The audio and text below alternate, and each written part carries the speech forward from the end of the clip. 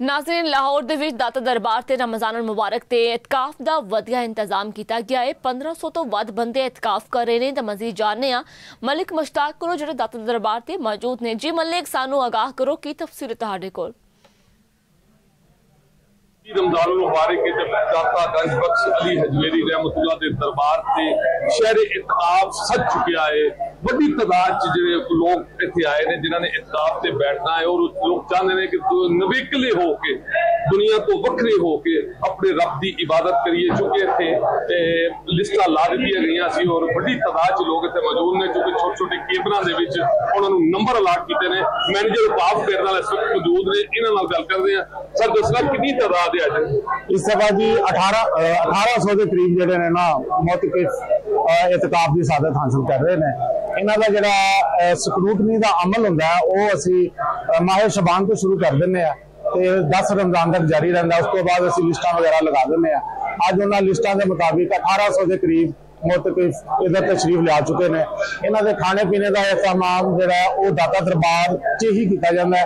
इतने ही साडा किचन मौजूद है। सहरी अफतारी उत्थे ही मौजूद होंगी है जी। तकरीबन 100 तो ज्यादा रजाकार ने जोड़े सहरी अफतारी उन्होंने कैबना करवाएंगे। इस तो अलावा इन्हों की किसी भी एमरजेंसी तो निपटन वास्ते साढ़े को मैडिकल कैंप कायम ने। 2 एंबुलेंस भी मौजूद ने और इस तो अलावा 1112 रेस्क्यू दी पोस्टां भी कायम की गई ने। साडी पूरी कोशिश हुई है अगले 10 दिनों के किसी भी मुतकिफ को किसी किस्म की साडे वालों कोई तकलीफ ना हो।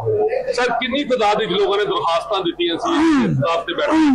तकरीबन 2000 के करीब दरखास्त आई सा। 1800 तक जो ना सानू रिसीव हो चुकी हैं। बाकी हमने जो अज पहला दिन है, चूंकि मगरब तो बाद फाइनल रिपोर्ट साढ़े को आ जाएगी कि कितने लोग बैठे हैं।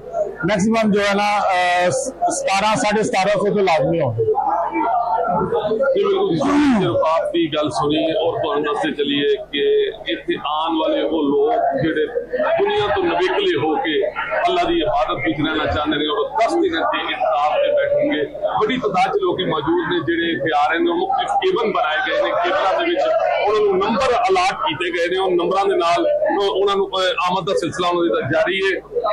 नंबरों के नाल ही लोगों को अंदर उन्होंने जगह के उत्ते पहुंचाया जा रहा है। क्योंकि इतने काफी ज्यादा दाता दरबार की सिक्योरिटी के लोग मौजूद ने, खादम मौजूद ने और चूंकि मैनेजर औकाफ भी इतने बार बार चक्कर लगा रहे थे और बार बार लोगों को पूछ रहे हैं कि किसी किस्म की कोई तकलीफ तो नहीं। इस हवाले ना क्योंकि इतने अज बड़ी तादाद लोगों का रश दिल करने जगह नहीं। इस हवाले क्योंकि लाहौर ही नहीं, लाहौर तो बाहर